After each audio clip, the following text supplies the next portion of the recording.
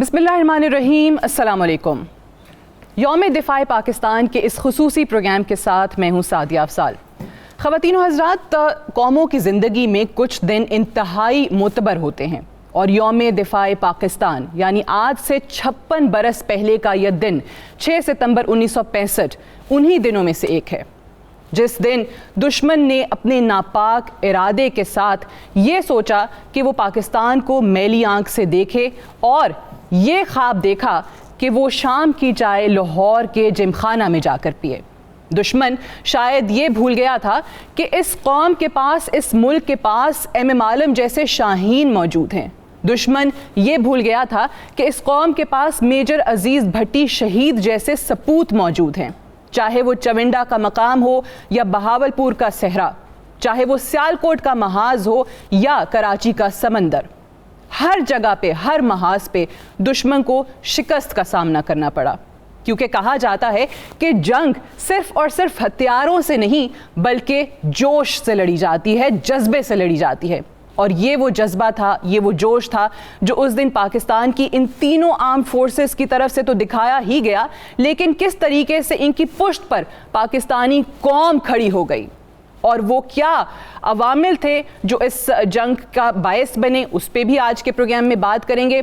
और पाकिस्तान आर्मी की तरफ से, एयरफोर्स की तरफ से और नेवी की तरफ से यकजान यक कालिब होने का जो अमली मुजाहरा किया गया, आखिर वो कैसा मुजाहरा था, उस पे भी बात करेंगे। उसके मुहर्रिकात क्या थे और उस वक्त का जोश क्या आज मौजूद है। क्योंकि हमेशा हम ये बात करते हैं कि जब भी कौमों के ज़िंदगियों में ऐसे दिन आते हैं तो वो यकीनी तौर पे हम अपने उन शुहदा को, अपने उन बहादुर सपूतों को सलाम भी पेश करते हैं, उनकी अजीम लाजवाल दास्तान जो कुर्बानी है उसको भी सलाम पेश करते हैं, उसको याद भी करते हैं, लेकिन साथ ही साथ ये भी देखते हैं कि आखिर उससे आज हमने कोई सबक हासिल किया या नहीं।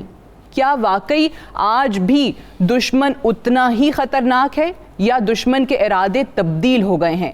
जंग शायद वही है लेकिन उसका तरीक़ा कार तब्दील होता चला जा रहा है हर गुज़रते दिन के साथ।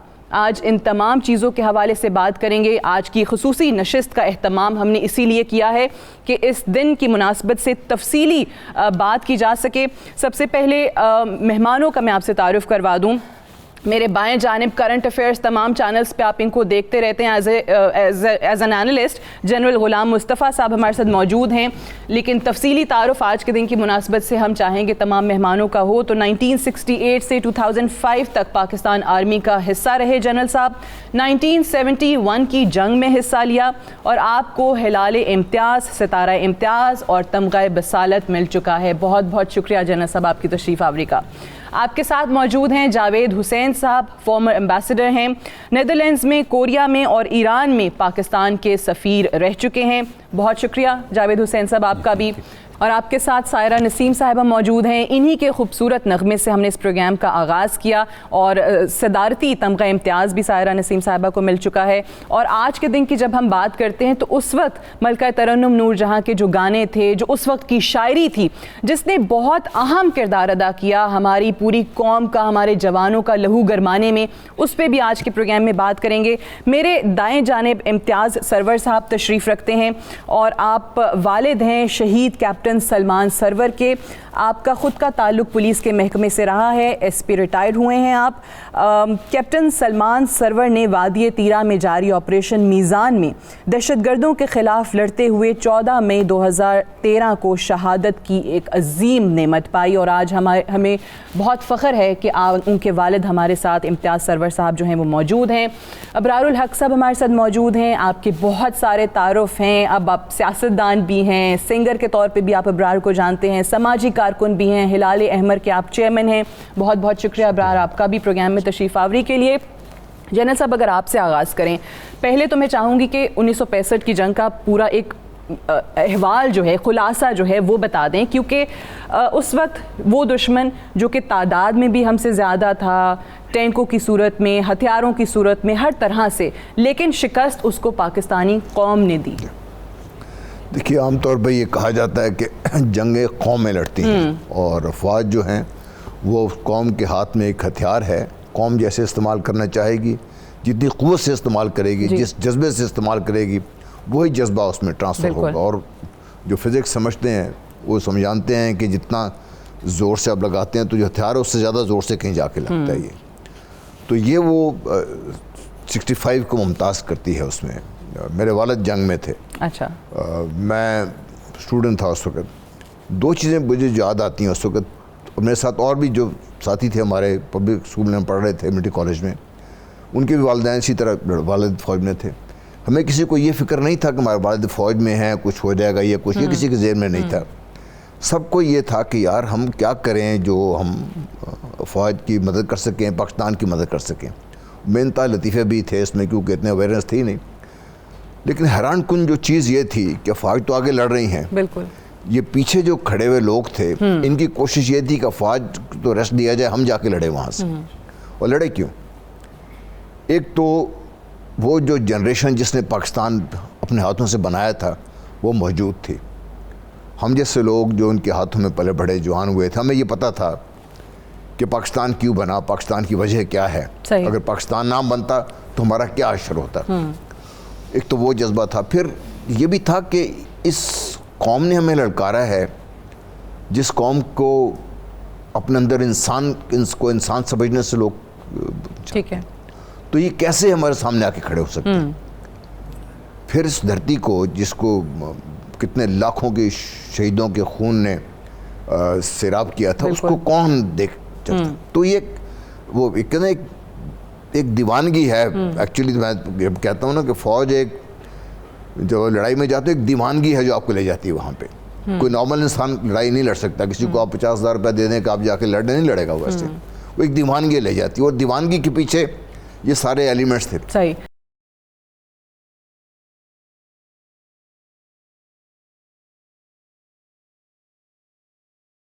جاوید حسین صاحب آپ کی طرف آتے ہیں.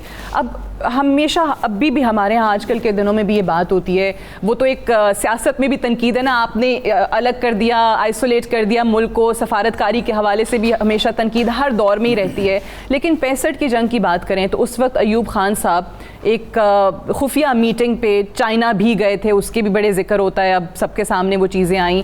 تو اس وقت بین الاقوامی سطح پہ اگر ہم دیکھیں تو پاکستان کے ساتھ کون کون سے ممالک کھڑے تھے اس وقت؟ پاکستان کی جو سفارتی میدان میں سمجھتا ہوں کہ بہت کامیابی ہمیں حاصل ہوئی, کیونکہ ایک تو کشمیر کے جو عوام میں جو وہاں پہ مجاہدین نے اپنی جو جنگ آزادی شروع کی, اس کا کافی ممالک میں, اقوام دنیا میں وہ اس کا احساس تھا کہ وہاں پہ ہندوستان ایک ناجائز طاقت کے طور پہ قابض ہے, اور اس کو کوئی حق نہیں بنتا کہ اپنا وہاں قبضہ جاری رکھے, اور اس کو وہاں کے عوام کو اپنا حق خود ارادیت ملنا چاہیے. لیکن اس سے بھی بڑی بات جو ہوئی کہ جب انہوں نے 6 ستمبر کو ہندوستان نے ہمارے اوپر ایک سرپرائز اٹیک کیا, بغیر کسی الٹیمیٹم کے, بغیر کسی پرائر نوٹس کے, تو دنیا نے دیکھا کہ یہ ایک ایسی چیز ہے جو غیر مناسب ہوئی, اور ایسی چیز کو انکریج نہیں کرنا چاہیے. اس سے اکثر جو ممالک دنیا کے تھے ان کی ہمدردیاں ہمارے ساتھ تھیں. اور اس سے بھی بڑی پھر بات یہ ہے کہ ہماری جو افواج ہیں انہوں نے جس جواں مردی سے اور جس جاں فشانی سے اس حملے کا مقابلہ کیا, اور ملک کے دفاع کے لیے بے مثال قربانیاں دیں, اس کی جتنی بھی تحسین اور تعریف کی جائے وہ کم ہے. اور آخر پہ جو ایک چیز سمجھنے والی وہ یہ ہے کہ افواج کے پیچھے ساری قوم ایک سیسا پلائی ہوئی دیوار کی طرح کھڑی ہوئی تھی, کیونکہ افواج بھی تب لڑتی ہیں جب ان کے پیچھے ان کو یقین ہو کہ جو قوم ہے ان کے پیچھے کھڑی ہے, اور وہ ہر قسم کی قربانی ان کی خاطر ان کو سپورٹ کرنے کے لیے تیار ہے. تو یہ سارے عوامل تھے جس کی وجہ سے میرا خیال میں ہمیں جنگ کے محاذ پہ بھی کامیابی حاصل ہوئی, اور دنیا میں بھی اپنا نقطہ نظر کو اجاگر کرنے میں ہمیں کامیابی ہوئی. سفارتی محاذ پہ پاکستان اکیلا نہیں تھا, ممالک ساتھ تھے پاکستان کے. بالکل صحیح, آپ نے قوم کے حوالے سے بالکل صحیح کہا کہ وہ ایک بہت بڑا مورال بوسٹر ایک فوج کے لیے ہوتا ہے کہ قوم جو ہے وہ ہماری سپورٹ میں کھڑی ہے. خدا نہ خواستہ ایسی صورتحال ہو کہ افواج میدان محاذ جنگ پہ ہیں, اور کسی طرح کسی خدا نہ خواستہ کوئی ایسی صورتحال ہے کہ قوم بٹ گئی ہے یا تقسیم ہو گئی ہو, تو ایسے ملک کے لیے وہ بڑی خطرناک صورتحال پیدا ہو جاتی ہے, اور وہ کسی صورت میں ہمیں کوشش کرنی چاہیے کہ وہ پاکستان میں نہ ہو. بالکل صحیح. یقیناً کیپٹن سلمان سرور شہید اور تمام شہداء کو یہ قوم سلام پیش کرتی ہے. امتیاز سرور صاحب، جب کوئی بیٹا والدین کے آگے اپنے فوج میں جانے کے بعد شہادت کی خواہش کا اظہار کرتا ہے، یا وہ چمک والدین کی آنکھوں میں جو ہوتی ہے جب وہ اپنے ایک جگر کے ٹکڑے کو فوج کے حوالے کر رہے ہوتے ہیں، وہ ذرا بیان کیجئے. اس میں جی 2-3 باتیں ہیں. ابھی جنرل صاحب نے بات کی نا، یہ نوکری نہیں ہے، یہ دیوانگی ہے. تو اس اپنے ملک کی محبت کی دیوانگی ہے، اپنی قوم کی محبت کی دیوانگی ہے. تو اس دیوانگی میں ہم جتنے پاکستانی ہیں وہ برابر کے حصے دار ہیں. اور ہمارے بچے جب جاتے ہیں تو پیرنٹس ان کو خود تیار کر کے وہاں پہ بھجواتے ہیں. سلمان آپریشن میں تھا تو جب درمیان میں اس کو ویکیشن ملی تو آیا. دوبارہ اس کو میں نے خود بس پہ، اور مزیدار کی بات ہے کہ وہ بتا کے گیا تھا کہ اب میرا یہ لاسٹ وزٹ ہے آپ لوگوں کو. وہ بتا کے گیا اپنے دوستوں کو، ساروں کو بتا کے گیا. آپ سے بھی ایسی کوئی بات کی؟ نہیں، سوائے میرے، آپ کے ماں سے کی، اچھا، دوستوں سے کی. ان کو تمام کو مل کے آیا، تمام کے ساتھ اس نے جو فیئر ویل ہے وہ کی کہ میری یہ آپ سے آخری ملاقات ہے. تو بہرحال کچھ چیزیں ایسی ہیں جو فیلنگز شیئر نہیں کی جا سکتی، وہ فیلنگز، لیکن ہم اپنے ملک کی محبت کا فخر جو ہے وہ شیئر کر سکتے ہیں. اور الحمدللہ I'm a proud father کہ میرے بیٹے نے اس ملک کے لیے، اس قوم کے لیے، اس مٹی کے لیے اپنی جان دی ہے. کیپٹن سلمان شہید آپ کے اکلوتے بیٹے؟ میرے اکلوتے بیٹے تھے. وہ بیٹا ایک ہو یا زیادہ ہو وہ فرق نہیں پڑتا. اصل اس مٹی کا قرض ہے وہ جو ہم نے ادا کر دیا ہے، کوشش کی ہے. اللہ کرے اس قرض کو ہماری قوم جو ہے وہ سنبھال کے رکھے اور پاکستان. اچھا، قوم سنبھال کے رکھے، یہ بڑی انٹرسٹنگ بات ہے. جب لوگ آپ سے ملتے ہیں، جب وہ کیپٹن سلمان کے بارے میں بات کرتے ہیں تو وہ کیا کہتے ہیں؟ ان کی کیا فیلنگز ہوتی ہیں، ایکسپریشن کیا ہوتے ہیں؟ اچھا جی، میری آئیڈینٹی جو ہے نا وہ اپنی جو تھی وہ تو ختم ہو چکی ہوئی ہے. میری آئیڈینٹی اب میرے بیٹے سے ہے. تو لوگ فخر بھی کرتے ہیں، مبارکیں بھی دیتے ہیں. کچھ جو ہیں وہ اکلوتا بیٹا کر کے وہ شیئر بھی کرتے ہیں گریف اور اپنا وہ سارا. لیکن بات یہ ہے کہ یہ ملک ہے ہمارا ایک. بالکل. بچے ہیں ہمارے کتنے، وہ جتنے ابھی جو جوان اور آفسر لڑ رہے ہیں وہ بھی ہمارے بچے ہیں.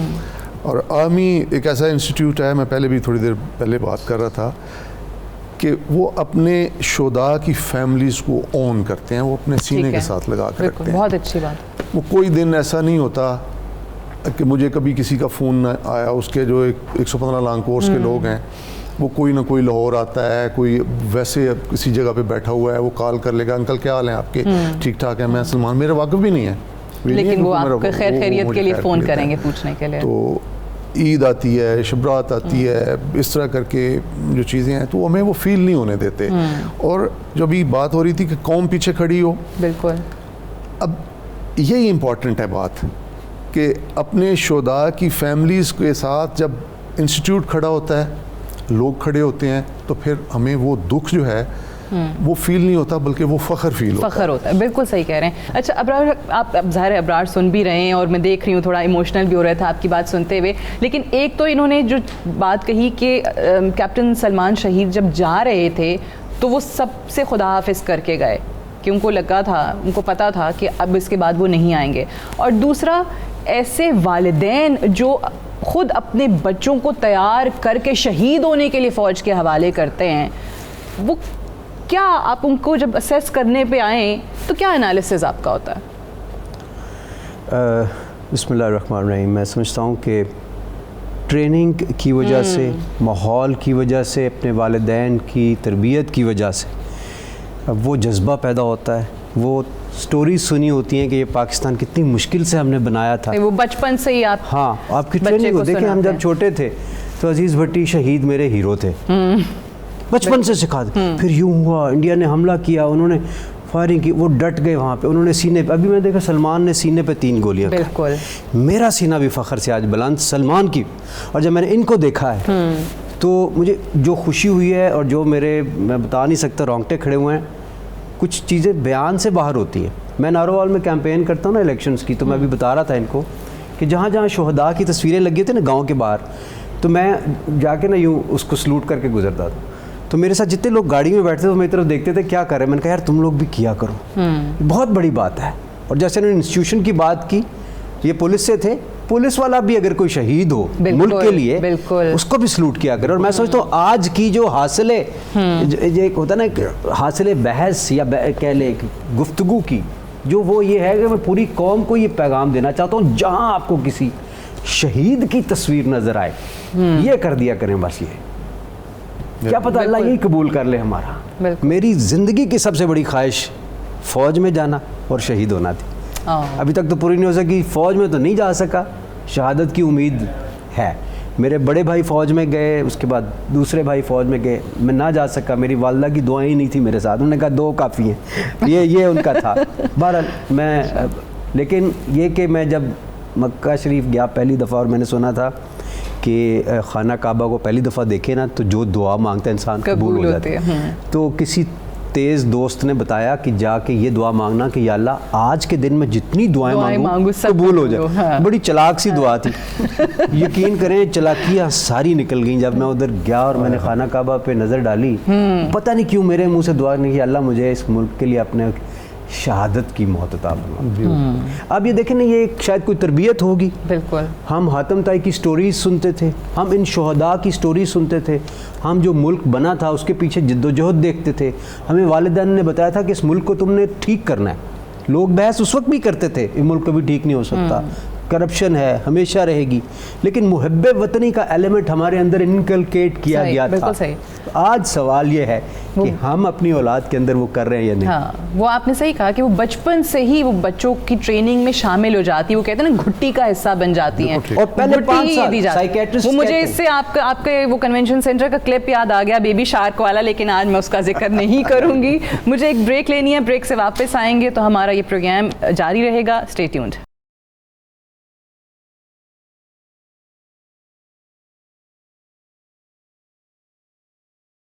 Welcome back. پروگرام میں ایک بار پھر سے خوش آمدید. یوم دفاع پاکستان, پوری قوم کو اس دن پر فخر ہے, اور ہر سال یہ دن منانے کا مقصد بھی یہی ہے کہ ایک تو اپنے ان عظیم سپوتوں کی قربانیوں کو یاد کیا جائے, اس جذبے کو ایک بار پھر سے اپنی قوم میں اجاگر کرنے کی کوشش کی جائے, اور یہ وہ داستانیں ہیں جو کہ ہماری آنے والی جنریشنز کے لیے مشعل راہ ہیں, ان تک یہ چیزیں جو ہیں وہ پہنچائی جائیں.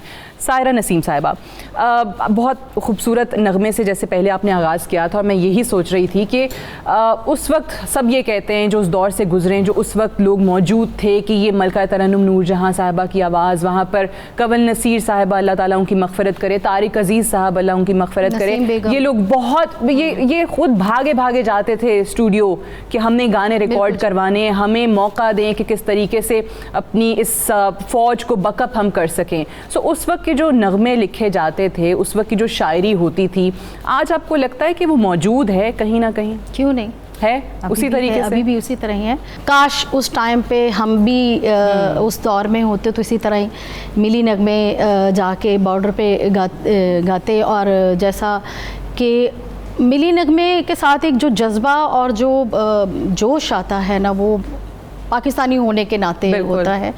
تو جیسے کہ ہمارے شہید ہوئے ہیں, ان کو یہ جذبہ, اور یہ اسی طرح ہی ہمارے آرٹسٹوں میں, سنگروں میں بھی اسی طرح ہی ہوتا ہے, گاتے ہوئے ہر فیلڈ وہی میں, ہر فیل شعبے میں وہ ہوتی جذبہ موجود ہے کہ کاش ہم بھی ادھر ہوتے, ایسا ہی ہوتا ہے. تو سلام ہے جی ان ماؤں کو, ان کے گھر والوں کو, اللہ ان کو صبر, ہمت, حوصلہ دے. بے شک. جو انہوں نے کہا کہ وہ کون ہیں جو ہم ہی میں رہ کے ہمارے گھر کو جلا رہے ہیں, تو آج ان لوگوں کی تعداد بڑھ گئی ہے.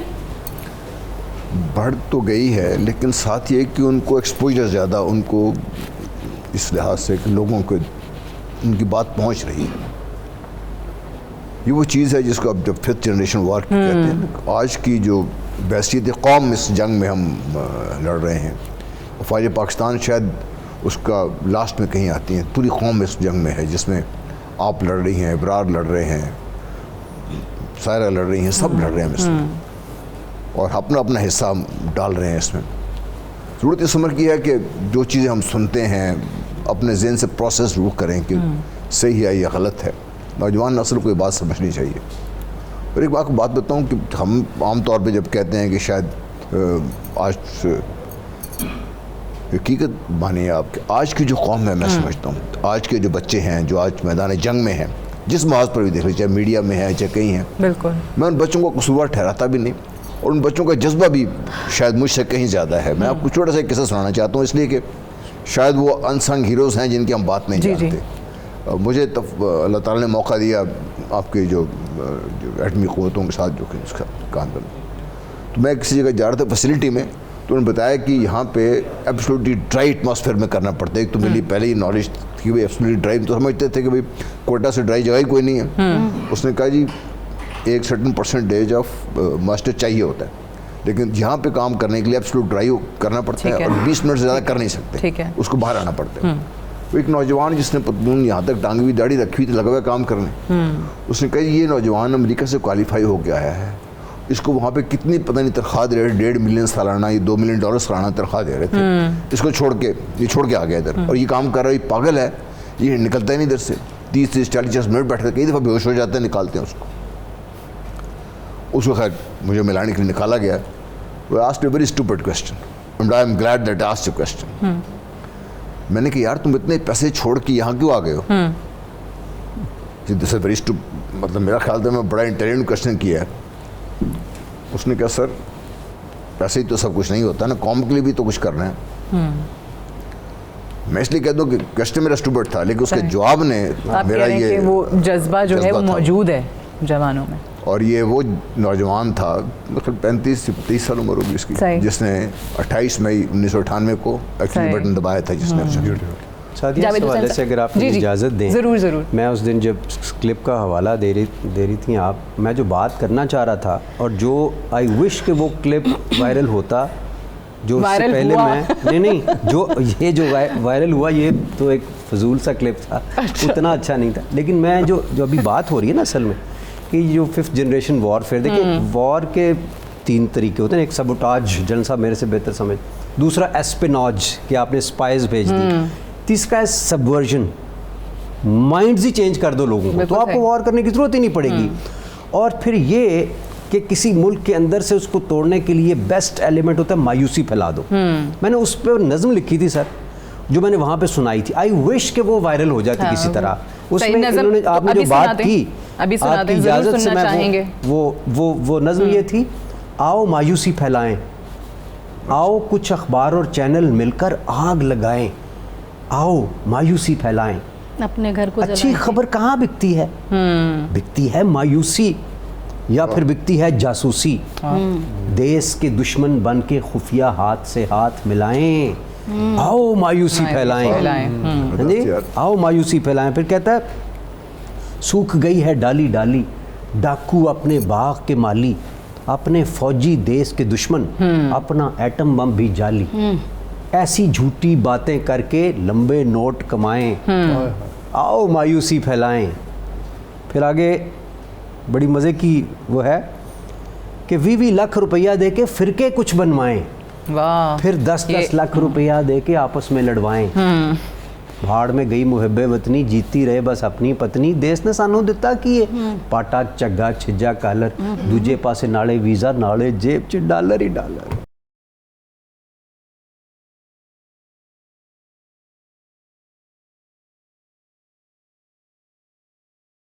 جب آپ جو دشمنوں کی ہم بات کریں جو ہمی میں ہیں, یا جب وہ لوگ جس طرح سے ابرار نے اپنی نظم میں بھی بتایا کہ جو فوج کے خلاف کر رہے ہوتے ہیں, ملک کے خلاف بات کر رہے ہوتے ہیں, آپ جیسے دیگر والدین جنہوں نے اپنے بیٹے اس ملک پر قربان کیے ہیں, جب آپ سنتے ہیں تو آپ کو دکھ ہوتا ہے؟ کیا فیلنگز ہوتی ہیں اس وقت؟ صرف دکھ نہیں ہوتا, وہ تو ہرٹ کرتی ہیں یہ چیزیں, سمجھ پائیں کہ یہ کیوں ہو رہا ہے. ہاں اصل میں نا لوگوں کو میں تو اکثر یہ کہتا ہوتا ہوں کہ اگر کوئی انڈیویجول کو کام غلط کر رہا ہے نا تو اس کو نام لے کے انڈیویجول اس کو کہیں, ٹھیک ہے, ادارے کو بالکل نہ کریں, وہ ہمارے سیکرڈ ادارے ہیں. انفارچونیٹلی وہ ہو رہا ہے ابھی, انفارچونیٹلی وہ ہو رہا ہے. اور اس میں یہ 5th جنریشن وار جو ہے اس کا وہ مین چیز ہے. اب جو ہوسٹائل ایجنسیز ہیں, دوسرے جو ایسے ہمارے دشمن ہیں, وہ انہوں نے انجیکٹ کیا ہوا ہے. جیسے ابھی ابرار کہہ رہے تھے, وہ ڈالرز کے لیے تو نہیں ہمیں سب کچھ کرنا چاہیے, اپنے ملک کے لیے کرنا چاہیے. روکھی سوکھی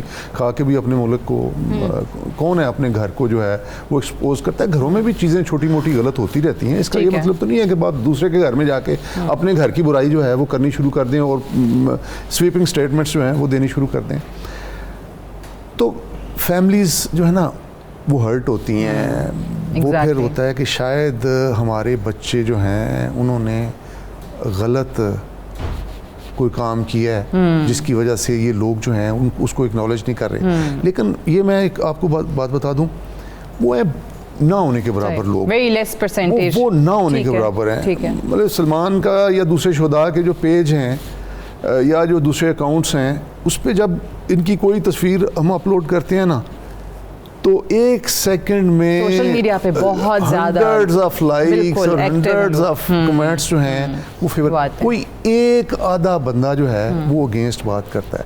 ورنہ زیادہ تر لوگ جو ہیں وہ اپنے ملک کے جو ہیروز ہیں, اپنے ملک کی جو افواج ہیں, ان کو فیور کرتی ہیں. صحیح, بالکل صحیح. ہمیں یہ نہیں امپریشن دینا چاہیے کہ وہ جو چند لوگ ہیں کہ وہ ہماری قوم کو ریپرزینٹ کرتے ہیں. وہ قوم نہیں ہے ہماری, وہ چند ایک ہے اکا دکا, اور وہ دنیا کے, میں نے امریکہ سے لے کے چائنا تک سرو کیا ہے. ہر ملک میں آپ کو اس قسم کے ایسے لوگ مل جائیں گے جنہوں نے اپنا دین بیچا ہوا ہے, اپنے ملک کو بیچا ہوا ہے, اور کسی خاطر, کسی سیلفی موٹو کی خاطر وہ اپنے ایمان بیچنے کے لیے تیار ہیں.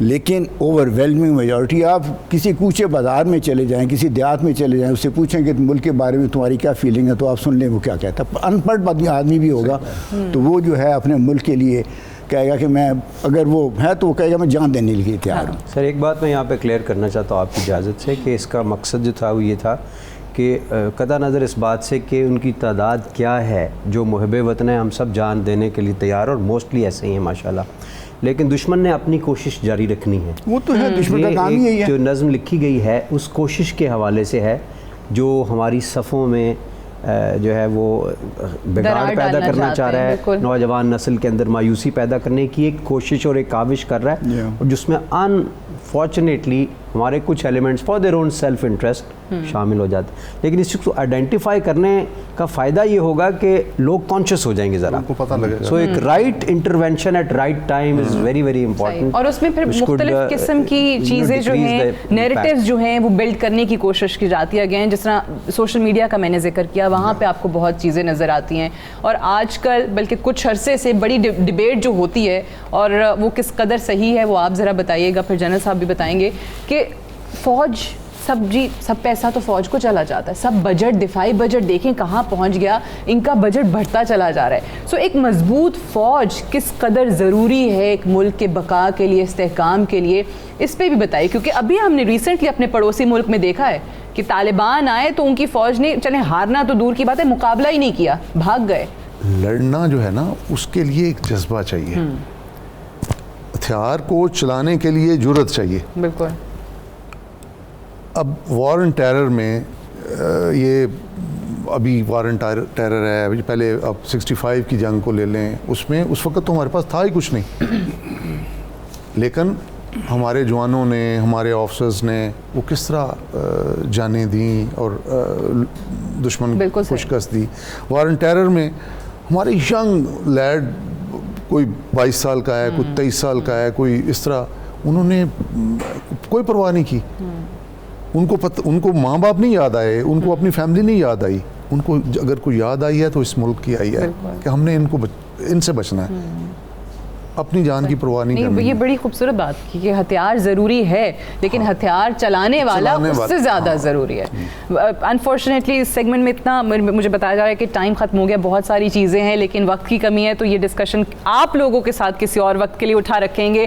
اگلے سیگمنٹ میں ہمیں ایک اور پینل جو ہے مہمانوں کا جوائن کرے گا, امتیاز سرور صاحب آپ کا, ابرار الحق صاحب آپ کا, جنرل صاحب آپ کا, امبیسڈر صاحب آپ کا, اور سائرہ آپ کا. بہت بہت شکریہ.